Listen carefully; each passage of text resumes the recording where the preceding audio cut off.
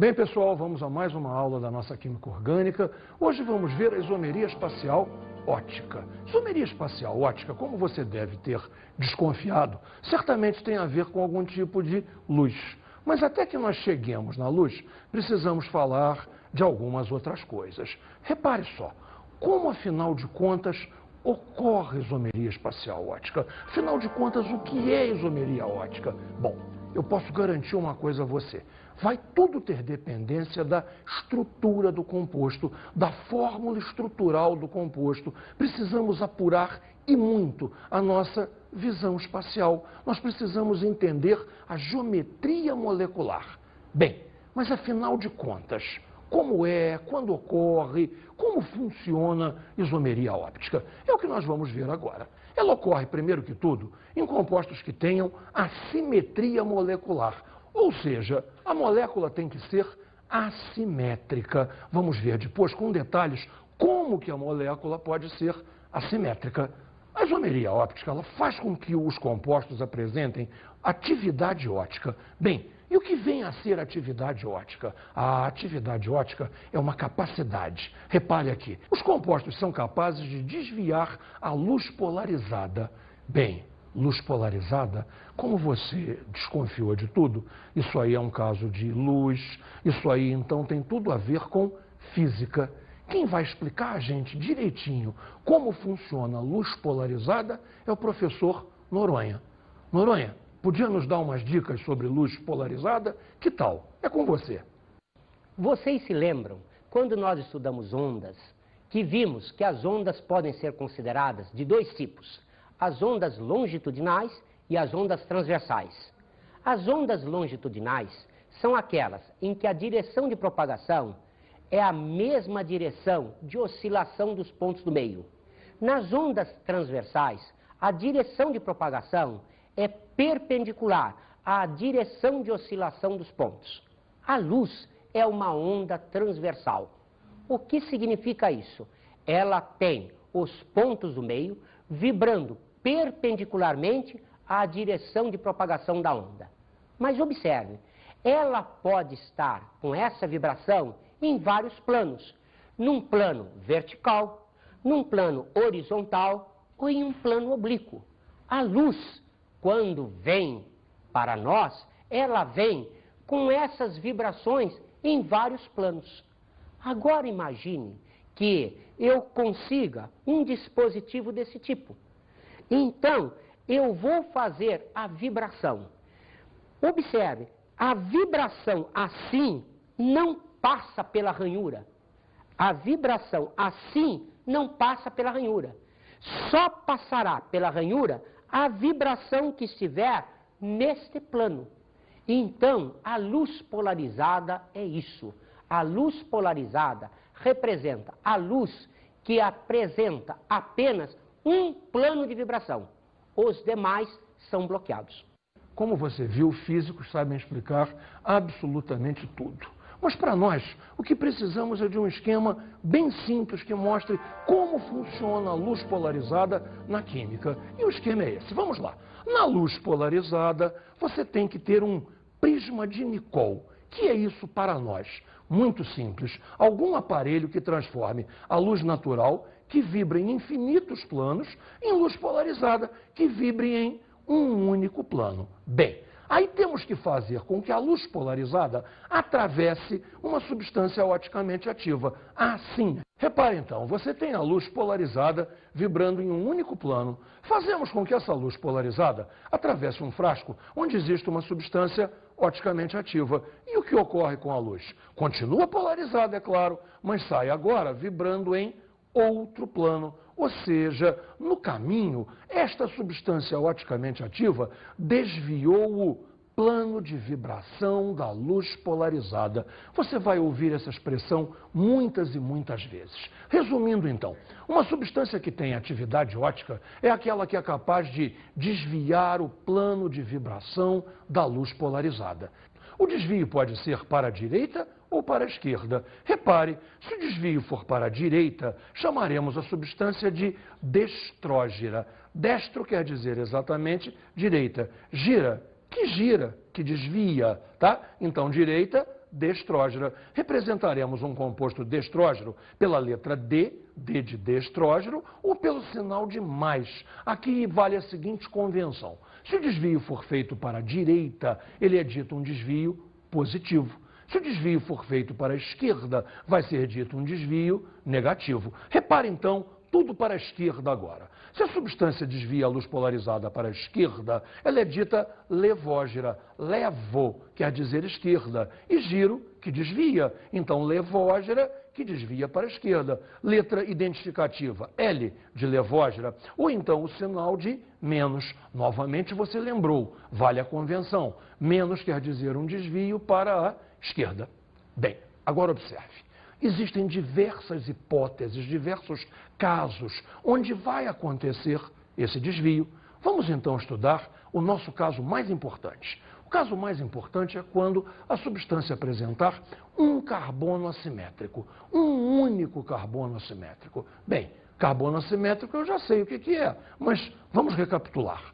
Um carbono assimétrico é aquele que está ligado a 4 ligantes diferentes, está preso a 4 ligantes diferentes. Repare o esquema. Temos aqui o carbono assimétrico e ele tem que estar ligado a 4 coisas diferentes, 4 substituintes, 4 ligantes diferentes, representados aqui por A, B, D e E. Repare uma coisa, 4 ligantes diferentes. Eu preciso olhar a fórmula desse ligante, porque afinal de contas, é química orgânica, eu tenho uma cadeia, então vai ser muito frequente que, para a esquerda e para a direita, o ligante seja carbono. Se o ligante for carbono, jamais haveria isomeria nenhuma. Então, as coisas não são bem assim. O que você precisa procurar é a existência do radical inteiro. Se você viu um metil, na verdade é CH3. Se você vir um etil, na verdade é C2H5. Em caso de dúvida, conte a fórmula, conte quantos átomos existem. Não se preocupe se o imediatamente preso é carbono. O que importa é a fórmula completa do ligante. Vamos a um exemplo disto. Observe aqui, por favor. Um ácido muito importante este aí. Este aí é conhecido por aí como ácido lático, por ele ter origem no leite. Ele foi primeiramente encontrado no leite. Repare, ele é de função mista. Temos aqui a carboxila, C-OH, que garante que ele é um ácido. E temos aqui uma hidroxila alcoólica, ou seja, temos uma função mista de álcool e ácido. Um nome seria hidroxialcoóico, né? Alguma coisa assim. Repare, 3 carbonos, consequentemente, propanóico. Temos uma hidroxila presa no carbono 2, então 2-hidroxipropanóico. E vamos com calma. Este carbono é o carbono assimétrico. Ele tem um hidrogênio, ele tem uma hidroxila e repare, carbono e carbono, mas são duas coisas completamente diferentes. Aqui você tem uma carboxila, pensando em termos de fórmula, C-OO-H. Aqui você tem um grupamento metil, pensando em termos de fórmula, CH3. Ou seja, você viu o que eu tenho ali? Um carbono rodeado, ligado a ele, 4 coisas diferentes, 4 ligantes diferentes. Eis a condição para que eu tenha carbono assimétrico. Consequentemente, o que vai acontecer ao ácido lático? O ácido lático terá 2 isômeros. Um será destrógeno, o outro será levógeno. E esses 2 isômeros, o destrógeno e o levógeno, vão desviar o plano de vibração da luz polarizada. Um para a direita, um para a esquerda. Sabe de que ângulo? Nem eu. Mas seguramente do mesmo ângulo, que a gente vai representar por mais alfa para o destrógeno e menos alfa para o levógeno. Ok? Está compreendido como é que funcionou? Repare aqui, então. Vamos explicar a teoria disso agora. Note, este é o carbono assimétrico. Os ligantes dele, um hidrogênio, uma hidroxila, um metil, uma carboxila. Se você colocar isso no espelho, repare que o carbono se mantém em sua posição. O hidrogênio se mantém em sua posição. A hidroxila se mantém em sua posição. Porém, agora, temos uma inversão. A carboxila, que estava na direita da fórmula, aparece à esquerda em sua imagem especular. O metil que estava à esquerda da fórmula aparece à direita em sua imagem especular. E se você tentar juntar essas duas formas, você perceberá uma coisa muito importante. Elas não são superponíveis. Superponíveis. O que é isso de superponíveis? Muito fácil. Você não pode colocar uma em cima da outra. Repare, o hidrogênio casa com hidrogênio. O carbono casa com carbono. A hidroxila casa com a hidroxila. E na hora de juntar metil, carboxila, diferente, carboxila, metil, diferente. Consequentemente, uma delas desvia para um lado e a outra desvia para o outro. Também não há maneira de saber a representação mecânica, a representação no papel, que desvio vai levar na prática. Fizemos aqui uma suposição. Fizemos aqui a suposição que o desenho da esquerda corresponda ao ácido destrógeno. Repare, ácido delático, destrógeno, ou seja, ácido lático, destrógeno. Então, se esse é o destrógeno, a sua imagem especular será o ácido levógeno, será o ácido L-lático. Compreendeu o esquema? Parece difícil nesse começo, mas você já sabe. No final de nossa aula, temos um grande número de exercícios para que tudo fique, como sempre ficou, absolutamente claro. Vamos ver agora um termo novo, quiralidade. Quiralidade está ligado à propriedade das substâncias serem ou não superponíveis à sua imagem especular. Caramba, superpor, colocar em cima, imagem especular, espelho. Olha que fácil. Sua mão esquerda, se colocada em um espelho, aparecerá a sua mão direita. A sua mão esquerda tem como imagem especular a sua mão direita. No entanto, superpô-las é impossível. Repare, eu quero juntar as minhas duas mãos. Este dedo médio junta com este dedo médio. O punho liga com o punho, mas os polegares e todos os outros dedos estão descasados, ou seja, as mãos não são superponíveis. E o que isso tem a ver com química? Calma, você já vai entender. O termo quiralidade vem de keiros, em grego, que quer dizer exatamente mão. Olhe, eu não posso calçar a luva da mão esquerda na minha mão direita. Claro que você já percebeu que os seus pés também são quirais. Você não conseguiria calçar o sapato do pé esquerdo no seu pé direito. Ou seja, eu tenho coisas não superponíveis, tal como eu te expliquei no ácido lático.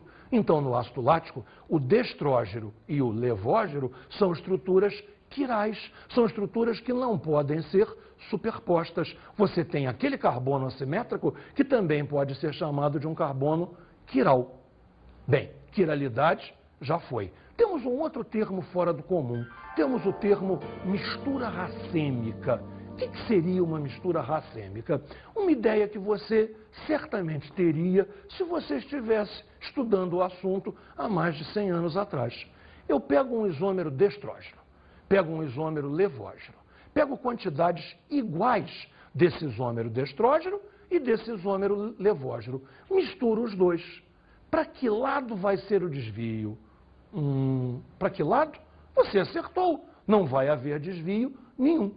A essa mistura de um isômero destrógeno e de um isômero levógeno em quantidades iguais, chamada mistura equimolar ou equimolecular, você entendeu? Mesmo número de mols, mesmo número de moléculas, chamamos de mistura racêmica e ela não desvia para lado nenhum, ela é oticamente inativa. Vamos ver se você entendeu. Eu tenho os dois isômeros do ácido lático, o destrógeno e o levógeno. Então eu tenho o ácido D-lático e o L-lático. Os misturo em quantidades iguais. Não desvia para lado nenhum. Vou chamar de ácido DL-lático. Destrógeno, levógeno, DL-lático. Isto é uma mistura racêmica.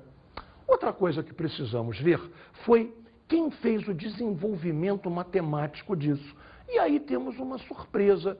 Quem fez o desenvolvimento matemático não era nem matemático, nem químico, era biólogo. Um biólogo muito conhecido chamado Louis Pasteur.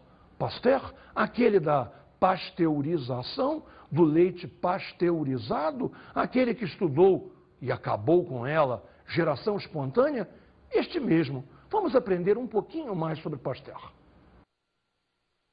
Louis Pasteur, filho de um curtidor de peles, nascido em 27 de dezembro de 1822 na cidade de Dole, na França, viria a se tornar um químico de renome e um dos maiores nomes no campo da medicina de todos os tempos, resolvendo muitos problemas de saúde pública nos campos da indústria, agricultura e medicina. Expert em fermentação, trabalhou em fábricas de cerveja e vinícolas. Em 1864, Pasteur descobre então que a desastrosa acidificação do vinho se dava pela presença de micro-organismos vivos que não eram gerados pela bebida, e sim que encontravam-se no ar. Descobriu também que os micro-organismos não resistiam a um aquecimento de 60 graus centígrados, o que levava à morte dos mesmos.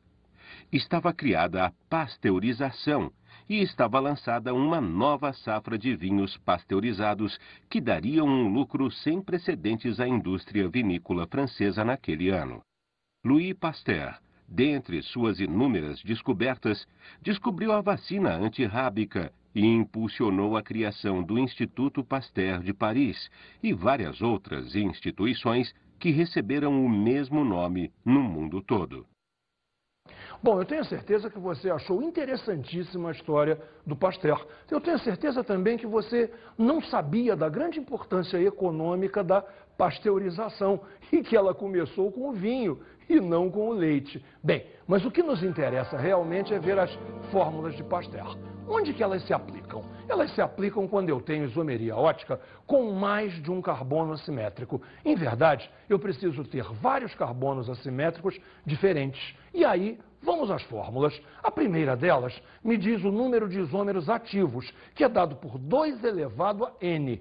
Cuidadíssimo, por favor. Não é 2n, sim 2 elevado a n. Agora, o que é n? É o número de carbonos assimétricos que eu tenho. Por exemplo, se eu tiver 3 carbonos assimétricos, eu vou ter 2 elevado a 3, que os matemáticos chamam de 2 ao cubo, 2 ao cubo, 8. Eu vou ter 8 isômeros ativos. Bem, esses 8 isômeros ativos serão destrógenos e levógenos. Como eu acho cada número? Veja, isômeros destrógenos, 2 elevado a n menos 1.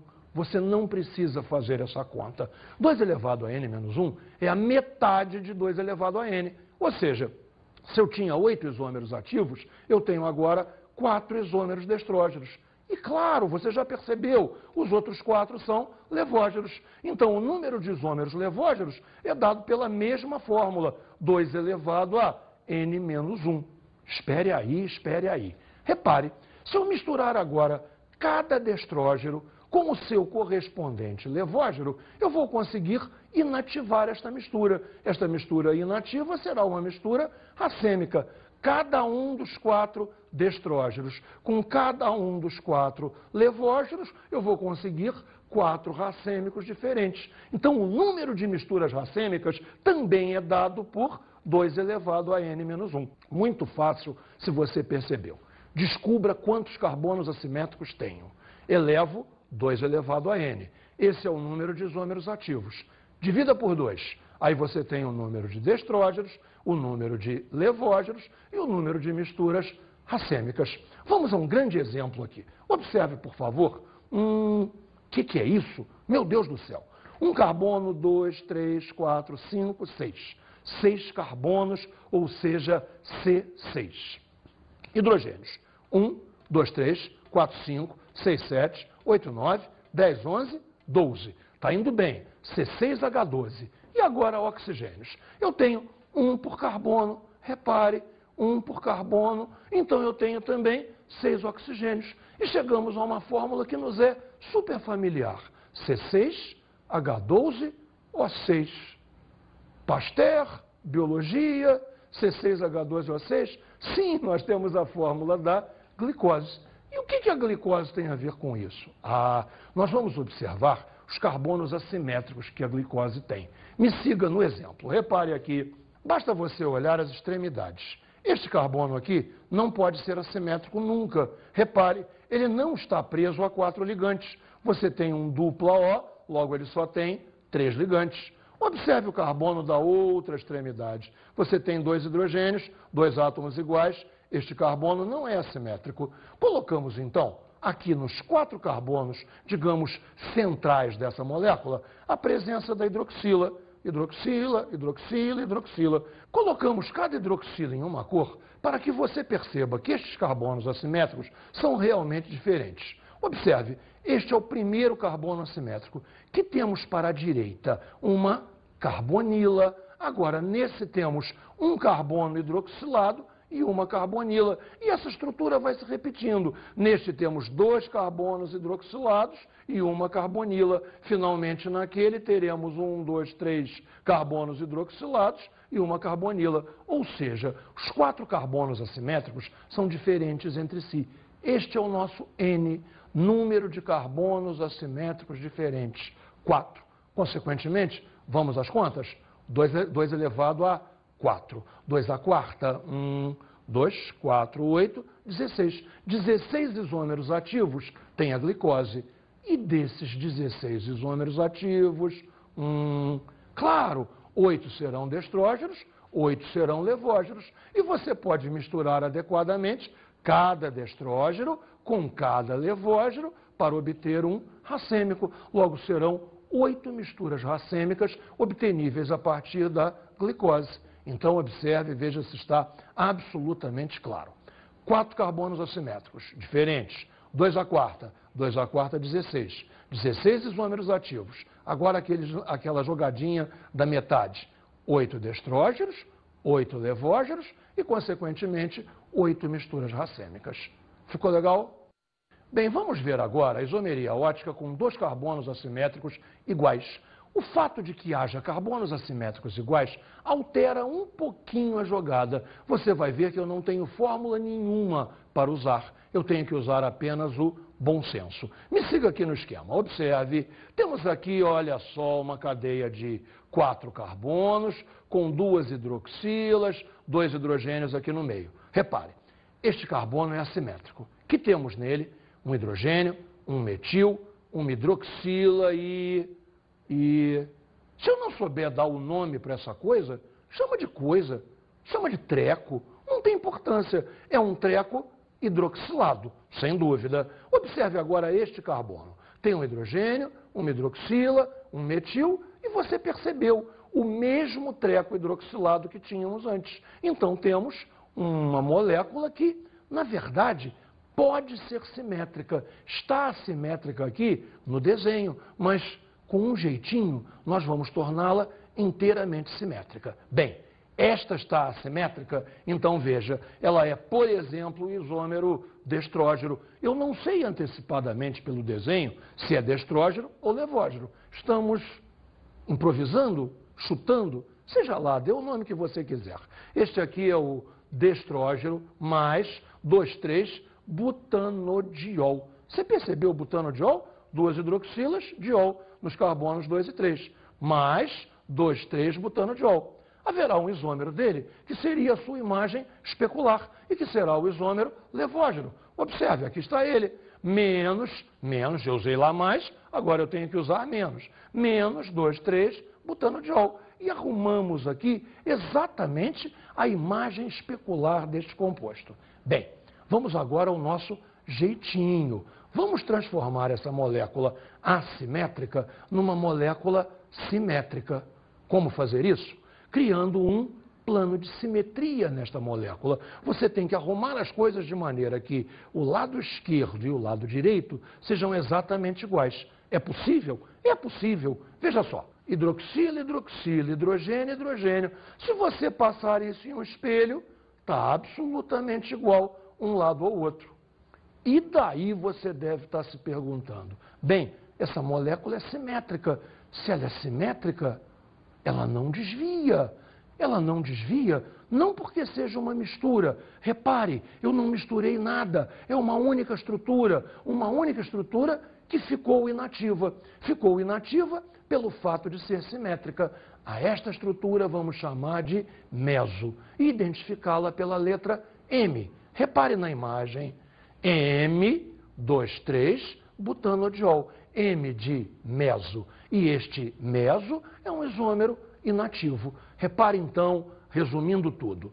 Se eu tenho dois carbonos assimétricos, mas esses dois carbonos assimétricos são iguais, qual é a nossa contabilidade? Um isômero, destrógeno. Um isômero, levógeno. Misturando adequadamente, uma mistura racêmica. E como grande novidade, temos a forma meso. Essa forma meso, ela é dita inativa por compensação interna. Foi uma coisa que aconteceu dentro da molécula, enquanto que a mistura racêmica é dita inativa por compensação externa. Afinal de contas, externa sou eu. Eu peguei o destrógeno, eu peguei o levógeno, eu misturei, eu fiz tudo. Eu não sou a molécula.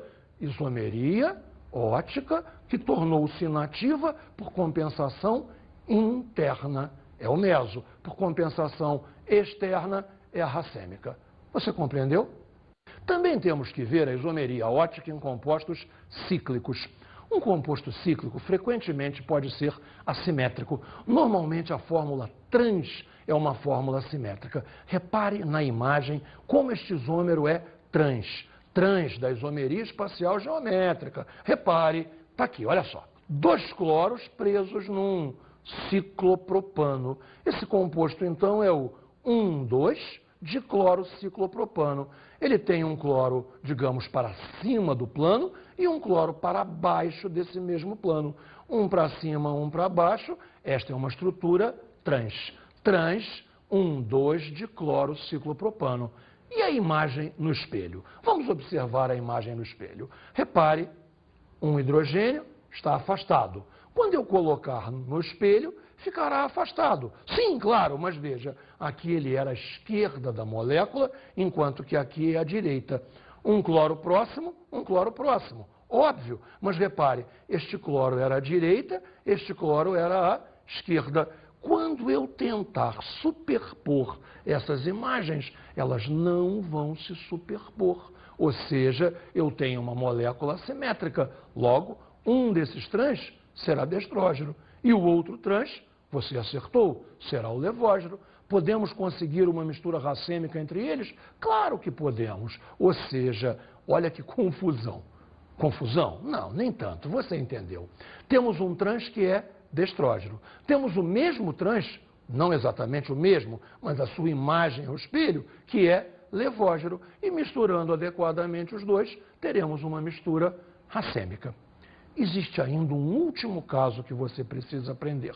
São os derivados do aleno. Observe, isomeria ótica em compostos alênicos, compostos que vêm do aleno. Mas o que é aleno? Está aqui o aleno, propadieno. Você entendeu o nome propadieno? Eu tenho 3 carbonos e as 2 ligações duplas batem neste mesmo carbono. A gente chama estas duplas de duplas acumuladas. O aleno é um dieno, 2 duplas, de duplas acumuladas. Derivados do aleno que atenderem a este detalhe aqui, repare. Derivado do aleno que apresenta R1 e R2 aqui diferentes. R3 e R4 aqui diferentes também, terão molécula assimétrica e então teremos isomeria novamente ótica, um destrógeno, um levógeno. Vamos a um exemplo. Repare que temos aqui. Temos um dieno com duplas acumuladas. Observe só a cadeia carbonada. Um carbono, 2, 3, 4, 5. Onde estão as duplas?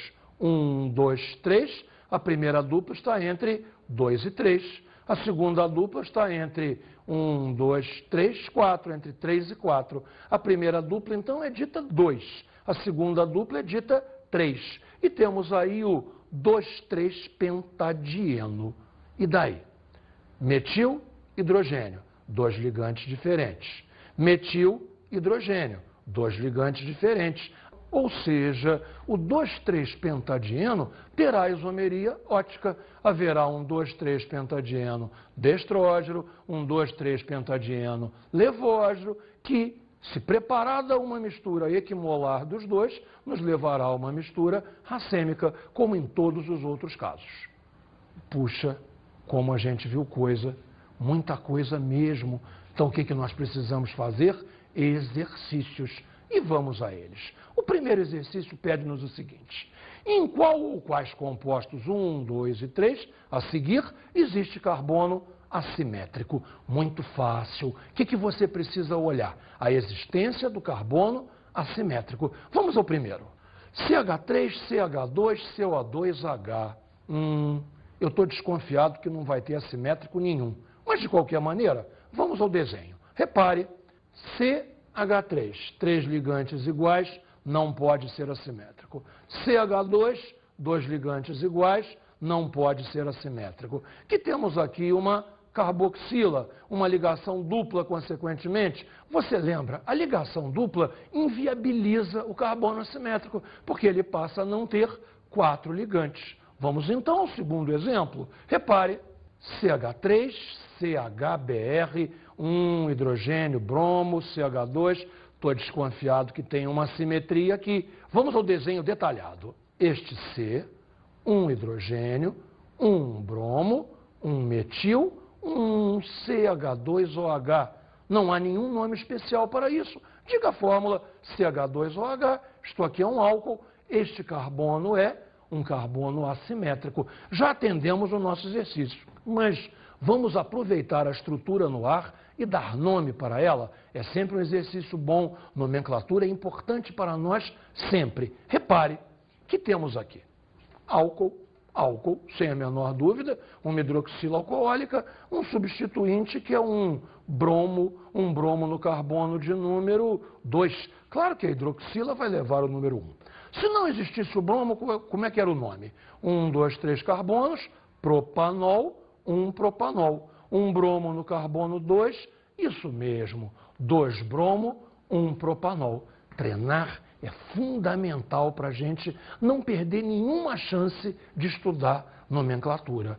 Nomenclatura é um estudo que não acaba.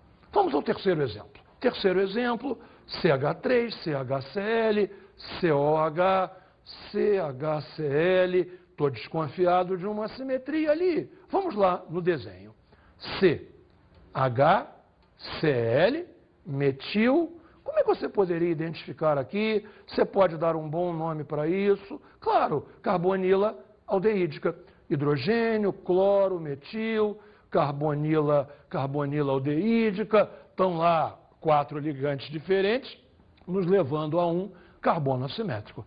Terminamos o nosso primeiro exercício. Terminamos o primeiro? Vamos ao segundo. Segundo exercício. Dos compostos a seguir, qual ou quais apresentam atividade ótica? Bem, para apresentar atividade ótica, qual é o caso mais simples? Presença de carbono assimétrico. Em princípio, é isso que vamos procurar. Vamos ao primeiro composto. 1 bromo, 1 cloroetano. Bem, eu não consigo ver bem assim. Esse aí não tem jeito, só desenhando. Veja, 1 bromo, 1 cloroetano. Olha este carbono, ligado a um hidrogênio, 1 bromo, 1 cloro e 1 metil. Este carbono é assimétrico. Se é assimétrico, este composto tem atividade ótica. Lembra o esqueminha? Um isômero será destrógeno, um isômero será levógeno e misturados adequadamente, mistura racêmica. Vamos ao próximo. 1 bromo, 2 cloroetano. Desenhando. 1 bromo no carbono 1, 1 cloro no carbono 2. 2 hidrogênios iguais, 2 hidrogênios iguais, nenhum carbono assimétrico. Ou seja, este composto não tem isômeros óticos. Não existe um dele destrógeno e um dele levógeno. Não. Vamos ao terceiro exemplo. 1 bromo, 1, 2 de cloroetano. Só desenhando. 1 bromo no carbono 1. 1, 2 de cloroetano. Qual é a situação deste carbono? Não nos serve. 2 hidrogênios, 2 ligantes iguais. Mas este nos serve. 1 hidrogênio, 1 bromo, 1 cloro e um treco. Não importa muito o que temos ali, mas é diferente do resto, então temos um carbono assimétrico. Logo, esse composto tem um destrógeno, tem um levógeno, misturado adequadamente, tem um racêmico. Você já está ficando craque nisso? Quando eu vou falar, você já sabe o que eu vou falar? Ah, então está